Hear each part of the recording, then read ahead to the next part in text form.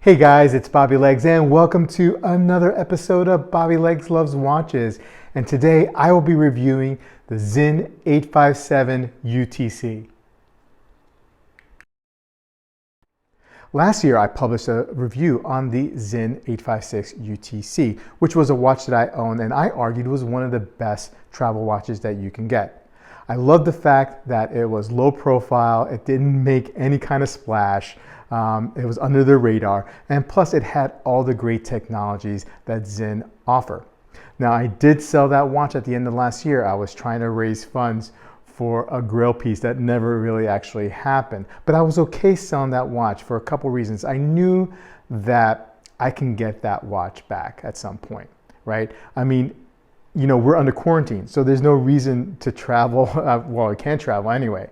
So I was fine with parting ways with that watch because I knew I could also pick it up in a secondary market. Those watches do come up every once in a while. So when things open up and we can travel, I knew that I could just pick that watch up if I wanted to.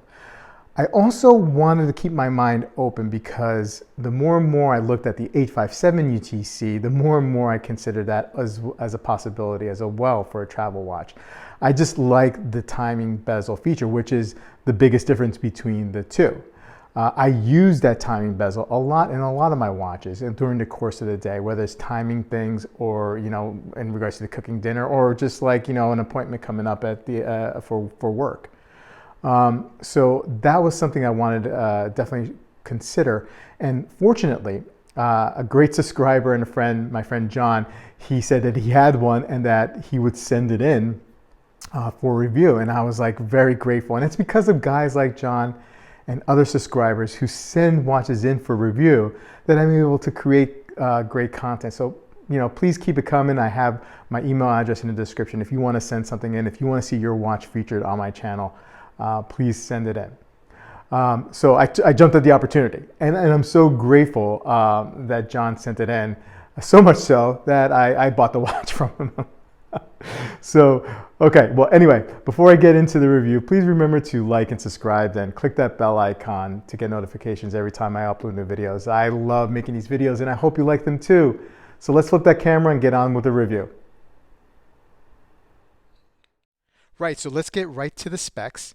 We have a 43 millimeter case diameter. When I first got the watch, I was looking at it and I noticed that the bezel lipped over the case. So I measured the case from underneath and I got a 41.8, so just under 42 millimeter case diameter there, but with the bezel you do get the 43.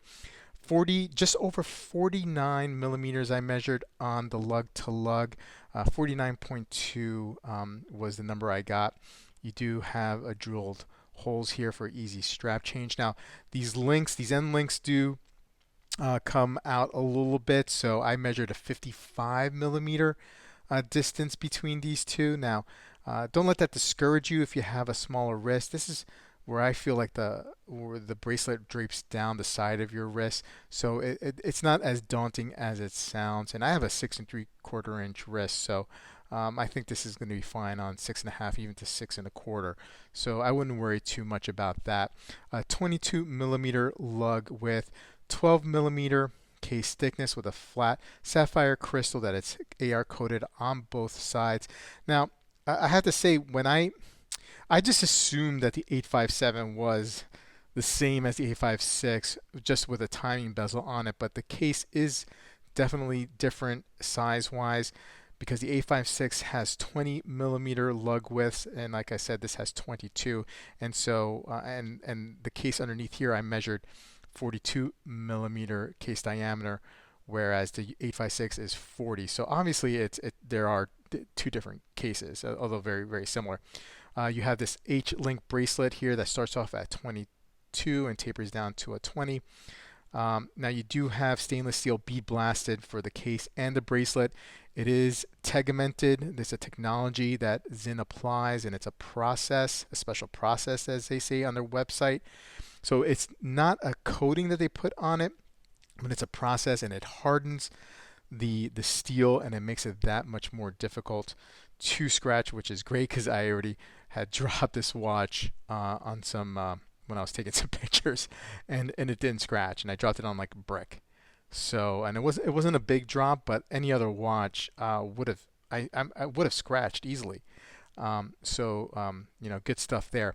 Now you do have this clasp that you see a lot in a lot of their models, folds over here and here, and you have three micro adjusts. You do have a diver's extension on this here as well.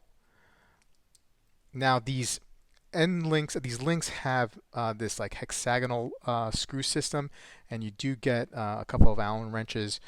So it's not your typical screw in links, and it's not really a problem. It's just an extra kind of step that you have to do with one Allen wrench here and another Allen wrench here, twisting and turning. I mean, it doesn't bother me. So like I said, H-link screw down case back. This is 200 meter water resistance. Now let's get into the bezel a little bit. You do have this great bidirectional 60 count bezel, and I believe that insert is aluminum. You have a pretty deep knurling here on the crown, I mean on the bezel, so you do get some good grip. Now it wobbles a little bit. I mean, you get a little wobble there, but that's not a really big deal for me. Now you do have a screw down crown, like I said, 200 meters water resistance. Some crown guards here that go to this crown, and it's 6.3 millimeters, the size of that diameter. Very aggressively knurled, so not a problem to get a grip here. You unscrew it and you get a nice little pop. That first position will wind the watch. The second position, you can change the UTC date, as you can see right there. It's flipping through. And then when you go counterclockwise, you can change the date. And the date window is there at the 4 o'clock position. Very inconspicuous, very small, but it's there. Third position, final position, you can obviously change the time. Let's screw that down, and you get your 200 meter water resistance. Now this is powered by the ETA 2893-2, 28,800 beats per hour, 21 joule movement by ETA. It's a workhorse movement. As far as I know, Sinn does not regulate their movements. I didn't see anything on their website, so I believe that's true. I've just never seen anywhere where they regulate it. Now, I did put this. I don't have a time grabber. I have an app. And so I'll put up the results here, but I was getting a plus 2.8 seconds. So pretty happy with that. No complaints. Let's dive into the dial here. We have the 12369 configuration. Now this dial is a little bit busy. It's busier definitely than the 856, and that's because I think the added timing bezel adds that effect to it. Busy, yes, I will admit, but not distracting to me. And it could be, you know, listen, you may need to get a little used to it because you also have the inner UTC here. So there's a lot of information here, right? But for me, it's very easily legible. I appreciate watches that are very, very easily legible. You do have a great lume on this watch, and you do have that pip, well, not that pip, but the triangle, the 12, the numbers and the indices are loomed. Sinn underneath the 12 o'clock position and the 24-hour UTC. UTC above the 6 o'clock in a kind of like a highlighter greenish yellow. You do have the UTC hour hand there. It is not loomed.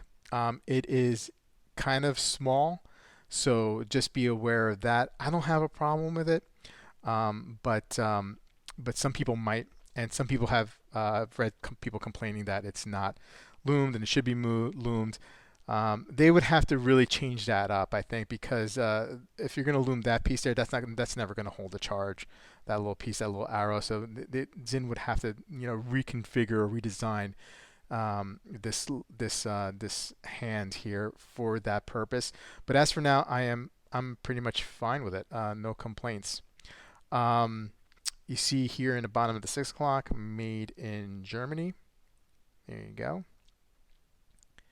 The hands are, I would say, like a broadsword hands here. And you do have a signed crown with the Sinn S right there as well. Now this watch MSRP is new at $2,660. Now Sinn has been raised their prices last fall a bit, and so this was probably around 23 or 2400, maybe 6 months ago. I think the play is that you go secondary market, use pre-owned market to see if you could find this watch, maybe save yourself 400, $500 doing so. I know with the 856 they pop up regularly. You don't really see the 857 pop up as much. So if you're interested in going that route, the pre-owned route, you may have to wait a little while. But I mean, I think your patience will be rewarded.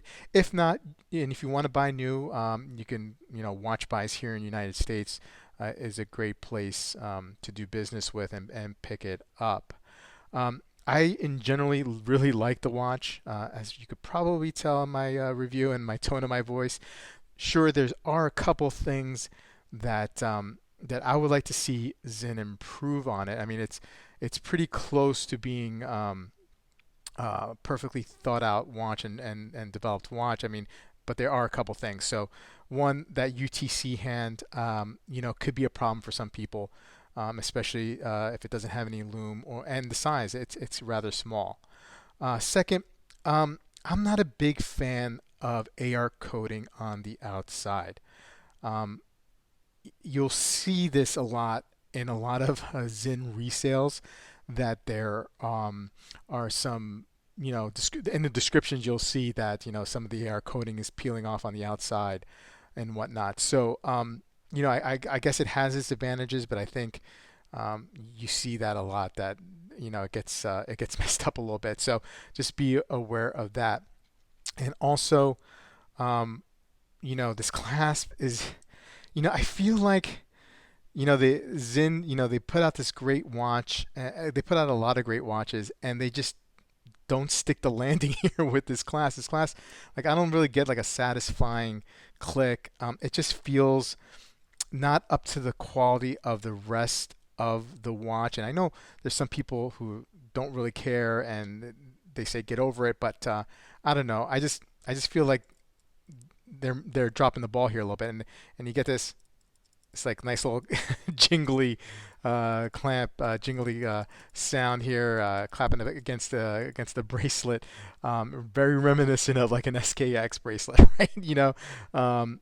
Obviously they're not the same type of watch, but I mean, I don't know. That kind of bothers me a little bit. I wish they could just figure out a way to just improve it, put a little more R&D in it, whatever they got to do, and it would be such a great all around watch. I mean, I like it a lot. I love the technology.